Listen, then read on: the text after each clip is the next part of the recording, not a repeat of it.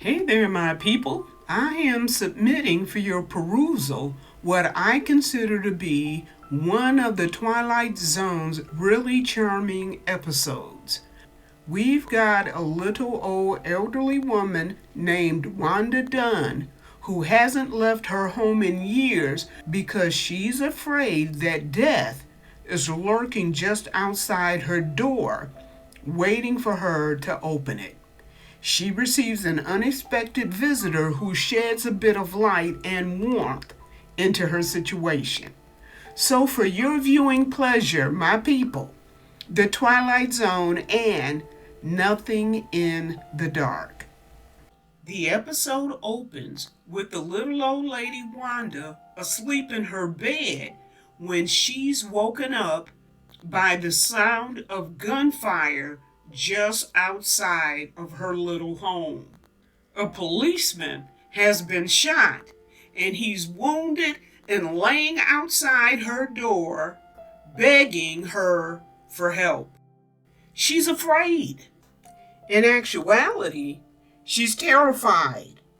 But he's laying there and begging, and all the begging finally gets to her, and she rushes outside.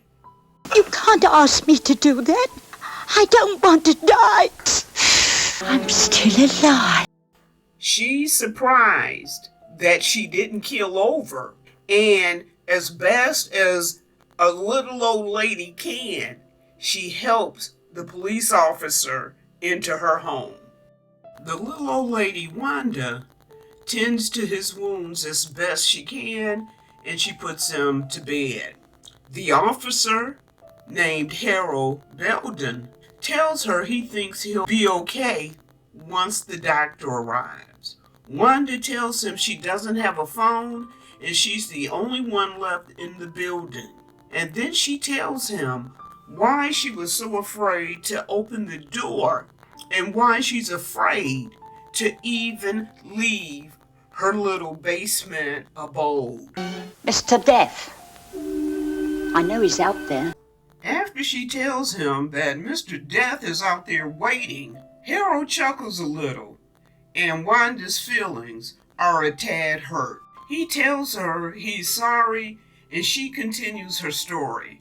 Wanda shares with him the first time she laid eyes on Mr. Death.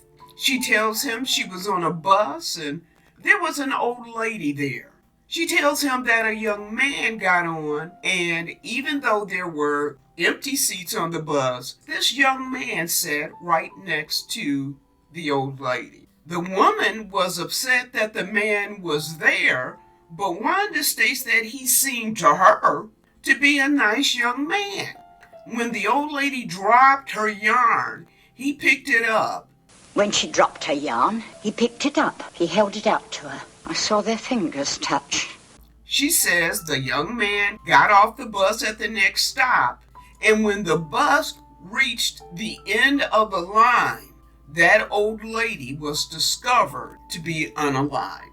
So Harold says, well, you said yourself that she was an old woman. But I've seen him since several times. I've seen him in crowds. I've watched for him. Every time someone I knew died, he was there.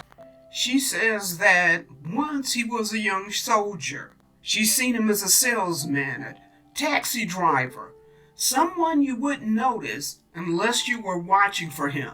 She says she wonders why she was always able to see him and that no one else could.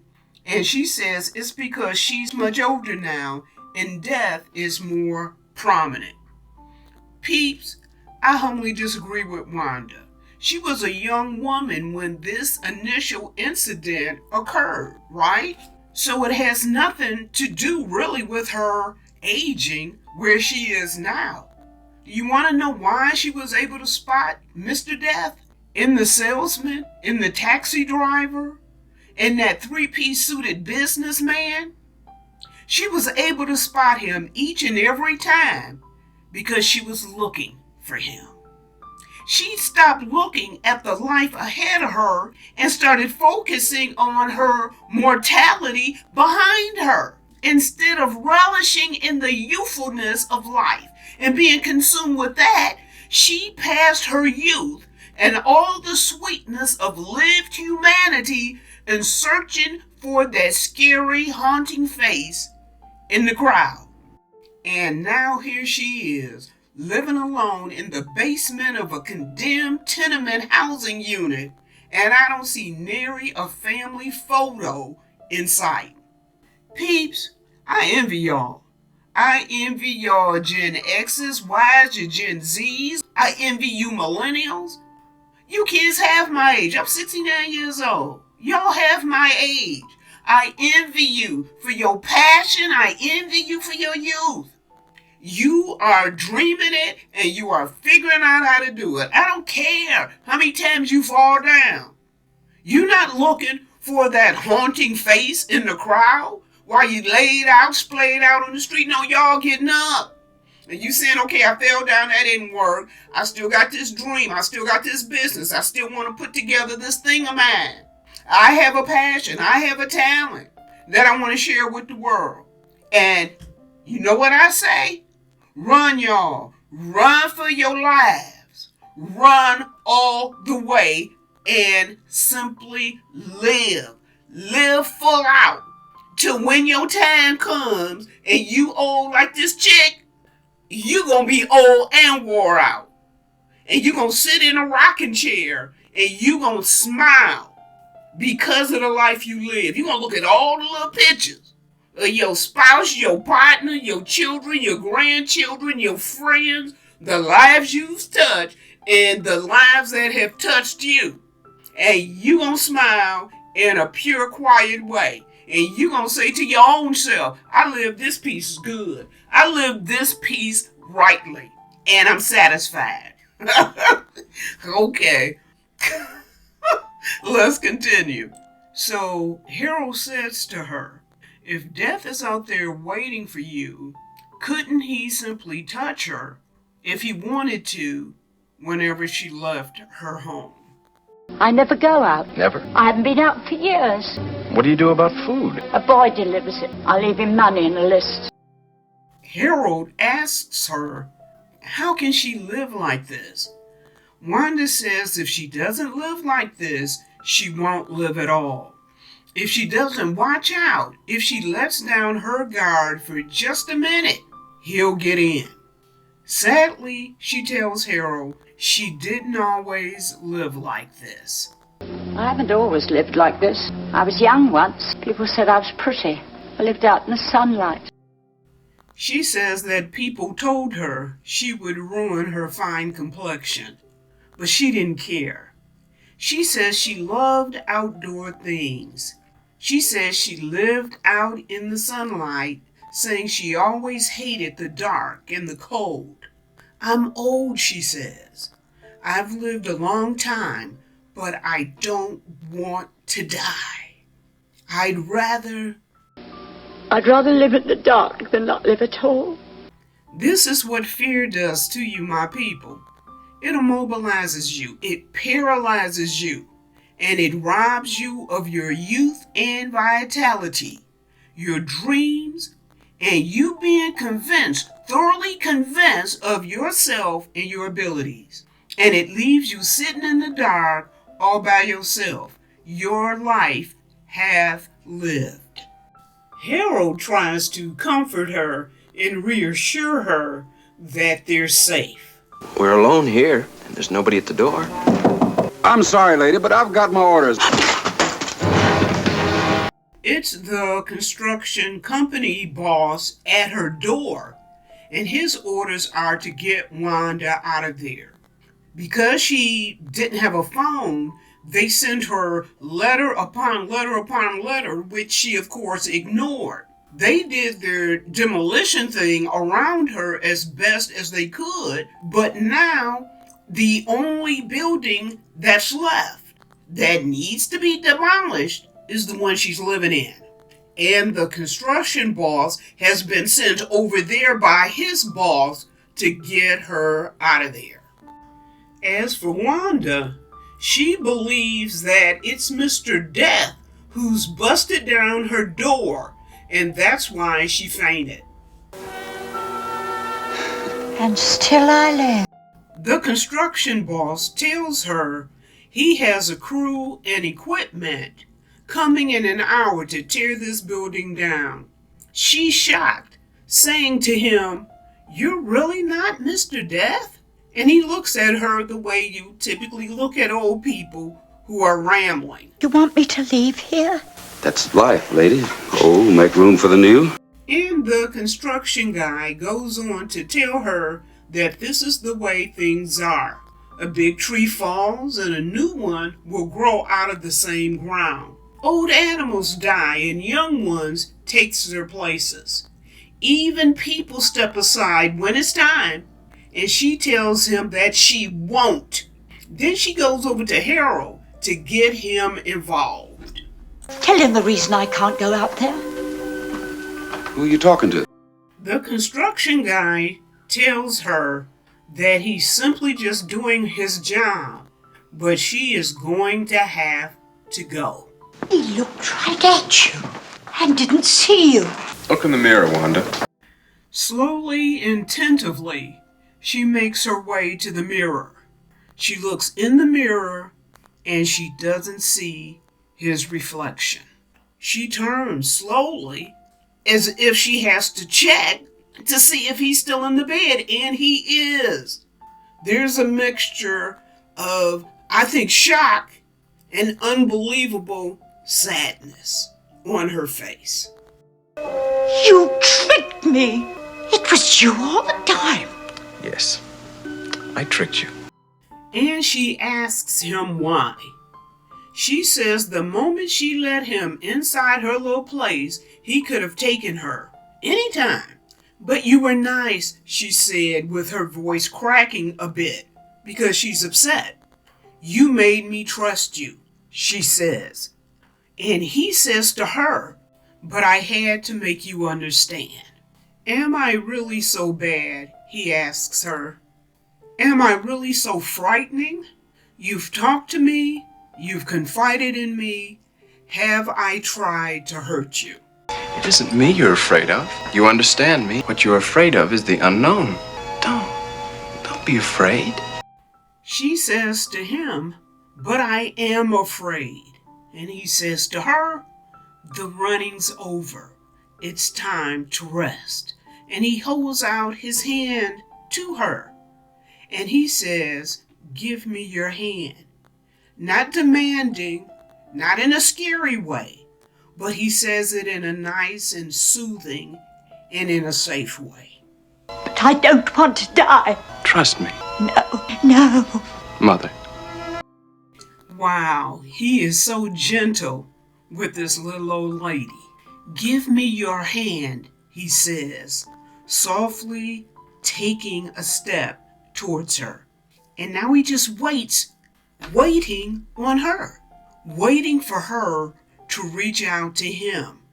And he's patient with her, giving her all the time for her to think about it, for her to reason, for her to build up her own courage and get beyond her fear. Give me your hand, he says again. And slowly, she reaches out her hand and places it in his. You see? No shock, no engulfment, no tearing asunder. What you feared would come like an explosion is like a whisper. What you thought was the end at the beginning. When will it happen? When will it happen? She asks him. When will we go?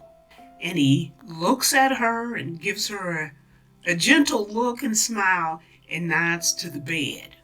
Wanda looks over and she sees herself laying there with a soft, gentle smile on her face.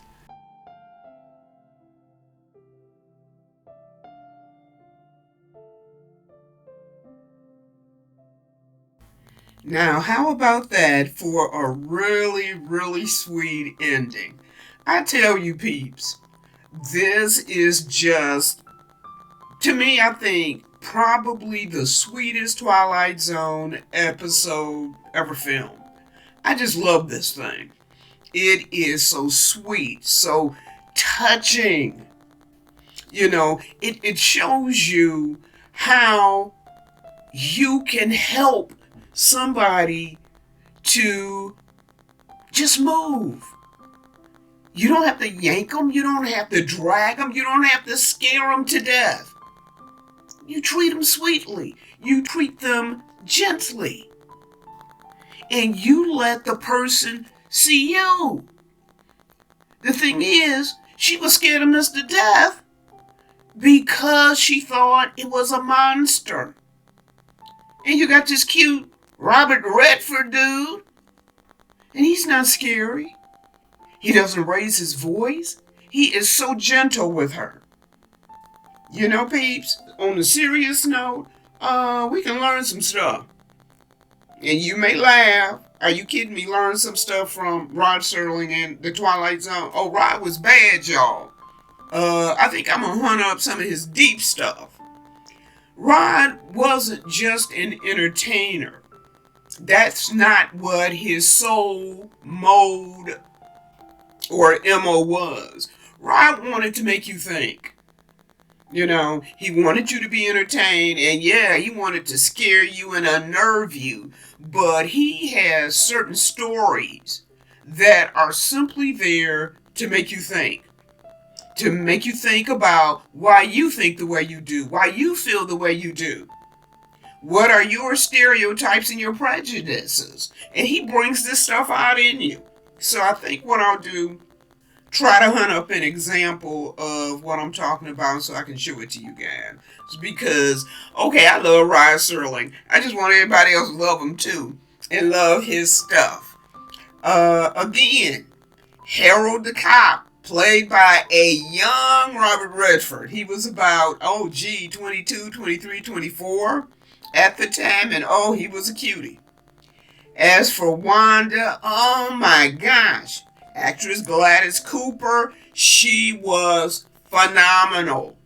So understated, but you emotionally felt her fear and what gripped her. And you know what, peeps? I'll be honest with you. That's what the arts are about. It's about getting you to see something that you haven't seen before. It's about getting you to feel stuff and to understand stuff and to recognize, I don't care if you black, white, yellow, pink, blue, or orange, that we are all the same because we have a shared humanity. Everybody's afraid of something. And guess what? A lot of us are afraid of the exact same thing. And that is the sameness of humanity. But you know what? That's also how we can touch one another, how we can link hands and link arms and walk down the road because we have a shared humanity. It makes no difference that I'm black and you're white. It makes absolutely no difference. We can be walking down the exact same road to the exact same destination.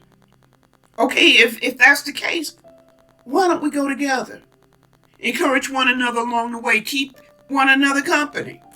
If we're heading the same direction anyway, think about that, peeps. All right, enough preaching. There you have it, my people. As always, I super enjoy, y'all. You wouldn't believe how comforting you guys are and how helpful, I guess, this is for me.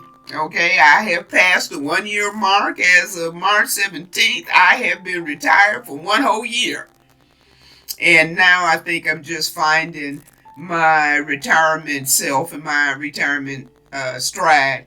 And I'm pleased to have all of you to kind of journey along with me. Well, again, there you have it. As always, I so appreciate you. Please subscribe, like, share, thumbs up, the whole bit. Okay, my people, y'all be sweet now. And be sweet to each other. Until next time.